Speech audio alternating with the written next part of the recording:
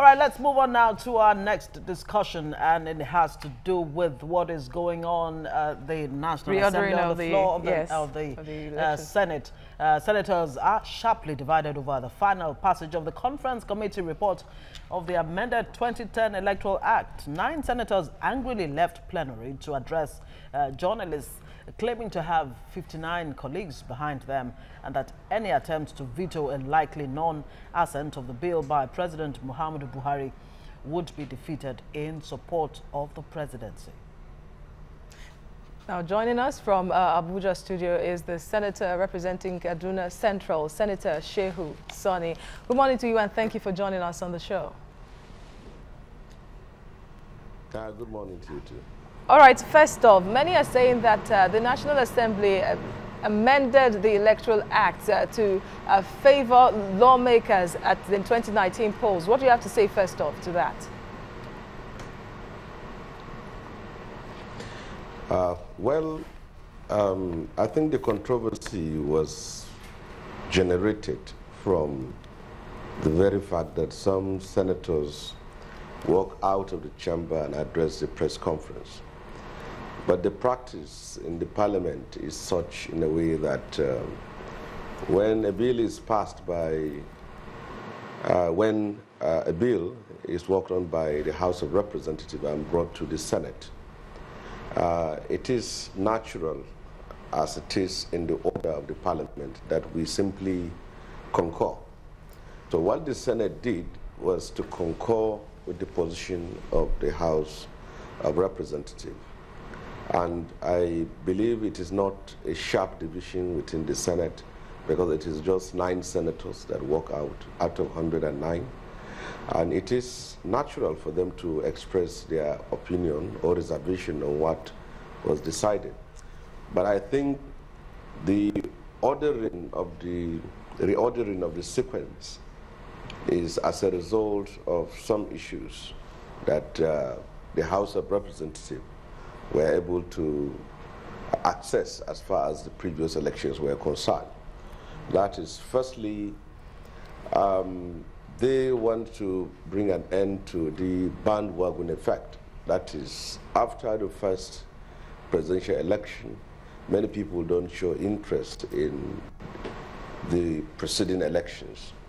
And also, there is that attitude whereby the first party that wins the presidential election carries all the other seats. So the new reordering is an opportunity to give all parties, both in quote small parties and big parties, the opportunity for them to also test their popularity. And also people are saying that the members of National Assembly won their elections because of either allying or going under the cover of President Muhammadu Buhari. So I believe the new ordering is an opportunity for people to either elect or refuse to elect. What we did with this new reordering is to prevent mass trial, mass conviction, or literally mass burial of parliamentarians. So it is an opportunity for people to say, this senator or this member of House of Reps or this member of State Assembly has been able to do good work, and we are re-electing him. All right, but so, if I may come in, Senator Shehu Sani, the pro-Buhari senators that walked out during plenary there, they seem to believe that this particular reordering was really about Buhari and nothing else. Well, it has become the attitude now, or the spirit. Each time you want to set Nigerians against the senators or House of Reps, all you need to say is that what they did is against Buhari, but we are not there to be for or against. We are simply there to do our work as senators, and we have been able to do that. And there is no way it should have been made to target Buhari. After all, he will still be elected if Nigerians want him to be elected, whether it is the first or it is the last. But what we are concerned is the very fact that we want to give Nigerians the opportunity to select and elect their senators based on elections that clearly make it possible for them to go to the polls with one intention, and that is to walk out either to elect a senator or members of House of Rep, or a governor, or a president. But I can see that there are two issues here. Those senators who were outwardly saying that the reordering was targeted at Buhari, well, that is the public view they can be able to espouse. And normally you make this statement to send message to your constituency, especially some of them, many of them who Buhari has a very strong followership and support within their base. But the behind the scene idea is the fact that they believe that when you have National Assembly election first, maybe the party will not be interested in funding the agents and also funding the procedures and processes of the party, that the party may only be interested in funding the presidential election. And secondly, they also acted that way because they believe that it is only by putting together the presidential election and National Assembly election, especially in the North, that senators and members of House of Reps can return to the Senate. But others who opt for the new reordering are making it very clear that we are prepared to stand alone, whether to be re-elected or not to be re-elected. All right. The 9 senators that walked out hinted at a possibility that President Muhammadu Buhari might not even assent to that amended act by saying that they are poised to move against the plan of the senators on the floor of the Red Chamber because of their strong backing of more senators on the side of the president. Do you foresee that? Well, what I think is that the president has the prerogative whether to accent or not to accent. Well, if you accent, that's fine. And if you don't, I believe that the National Assembly will take the next step, which I am not in a good position to say this is what will be done. But I believe as senators, some of them that were able to work out and make their positions known, it's okay. They have the fundamental right to do it. But when you see their numbers, it will be able to send a message to you that out of 109, and 9 are making their positions outside the chamber. I believe if they are going to make any strong position that will likely influence, affect, or reverse what was done, is to do it inside the chamber. But when you see a senator or member of House of Rep addressing the media, is sending a message to his constituency. And that is what it is. That is, by saying that the reordering is done against Buhari, he is portraying himself to be pro-Buhari, and then he hopes to warm his heart, himself into the minds of the electorate back in his constituency. All right. If Senator Sani, if I may come in very quickly for want of time, if President Buhari refuses or decides not to assent to this bill, what are the options before the Nigerian Senate to ensure that we move forward from this particular issue? Well, I think you will have to excuse me to come back here first after he has decided to either accent or not to accent, and then I'll be able to speak from a vantage position of the next step, which the Senate will take. Okay, Senator Abu Ibrahim, excuse me, who is the chairman of the Senate Committee on Police Affairs, said, and it's in the national dailies today, that in fact President Buhari won't assent to that bill. Yeah, naturally, Senator Abu Ibrahim is from Katsina South, and that is the home base of Mr. President, and making that statement, and also being somebody who is an insider, I believe there is a credence to what he is saying. But whatever we're going to take next position will be after the president accented to it or not.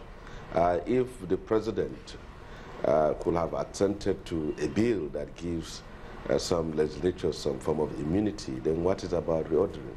I think it's not about himself, because President Muhammad Buhari knew very well that if he has performed well and he is very confident of himself, and Nigerians are certain that all he has achieved, he has actually achieved such things, certainly they will vote for him whether his election comes first or it comes last. But I think it's simply about the senators and members of House of Reps, and also about other political parties where their fate will be in the next election. All right, you are a senator of the Federal Republic, and we do understand that the order of the elections, or sequence, if you like, was or used to be what the Senate is trying to put in place now. Can you educate us or enlighten us on why the order was changed in the first place under the Shagari administration? The order that you plan to put forward right now was the order that was used during that election. What exactly happened? How did it change? Well, like I've said earlier, what informed the idea of reordering is about a number of factors. After studying, assessing, and appraising what happened in previous elections, that is, first of all, smaller parties, in quote, not that smaller because they are all registered by INEC, whether you are APC, PDP, or other ones, complain that most times after the presidential elections, whether it is APC that wins, hopefully, or it is PDP, what comes next is that people will simply vote all other elections along the line of who won the presidential election. They say that is what happened in the past. So for now, they believe this will give them the opportunity to at least be able to win some seats, even if they don't win the presidency. I'm even talking about a time. I'm talking about a time in Nigeria where the presidential election actually came last, and all of a sudden that changed, where you now have a presidential election coming first. So what led to that change in sequence of the election? Well, it's just what I'm asking you. I said the argument is the fact that this will give Nigerians the opportunity to do the parliamentary election first, and then they do that of the all right, I do get that point, but let's look at the okay, I do get that point. Let's look at the timing of this. Some people are asking, why now? Why, you know, it's just about a year to the 2019 general election. Is it possible that the Senate or the National Assembly may have gotten the timing wrong? Well, whatever time it was done, certainly there will be issues that will be raised, even if it is a day after we're sworn into office. I think it's simply about the fact that there is a change which naturally Nigerians will raise suspicion, no matter how you try to explain it. But I believe that what we did was still in the right period, in time.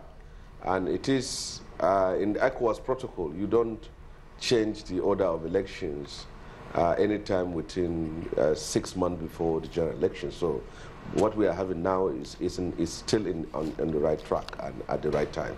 Now, this is not sitting well with the Independent National Electoral Commission as well. And in fact, the electoral umpire has hinted it could go to the Supreme Court to challenge and determine its powers to fix election dates. Now, at the end of it all, do you see this not even being determined by the courts before the election? Well, it doesn't need to spend the taxpayers' money going to Supreme Court to challenge, because we are not challenging their right or their constitutional duty to fix dates. All we are saying is that we, as a parliament, have the right to change the sequence, because these are two things here, dates and sequence. So after we have brought in the sequence, they can fix dates for it. So they don't need to go to Supreme Court. But if that will resolve the crisis, let them go. But what I'm saying is that we are not taking their powers to fix dates. They can fix dates, but what we are saying from our own side is that it is our duty to reorder the sequence, and that was done. But at the end of the day, I believe that Nigerians will decide as our democracy matures and people are getting more conscious and politically awakened. All right, Senator, quickly and lastly, before we let you go, and away from the topic we have been discussing, a group in Kaduna has threatened to recall you that you have become like a clog in the wheel of Kaduna government's progress. What do you have to say about that? Well, yesterday, the APC sent a query to the governor. The chairman of the APC, who was recognized by INEC, who has a paper for being an acting chairman. We have queried the governor. He has queried the governor to answer, and the expiry of that query comes today. And a suspension order has also been placed on his aide. El-Rufai is a tyrant. He has destroyed the APC in Kaduna, hiding behind Buhari for all his atrocities. And we are not slaves, and nobody is going to take it. And the APC is our party, and he cannot use his proximity to Buhari and think that everybody should kowtow to him. His attitude of bowing down to Buhari each time is simply sycophantic.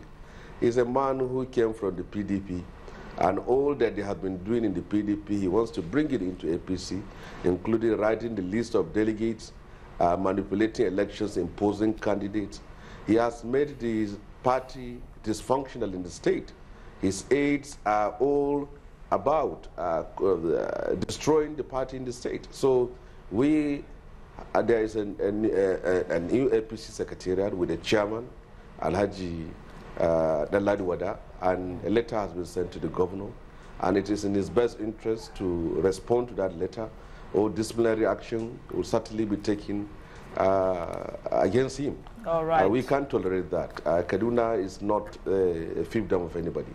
So the groups that he is in the habit, he has destroyed so many things. He has created job among thugs, and he has also in the habit of organizing groups that have no office and no valid address to go and address the media against Shehu Sani.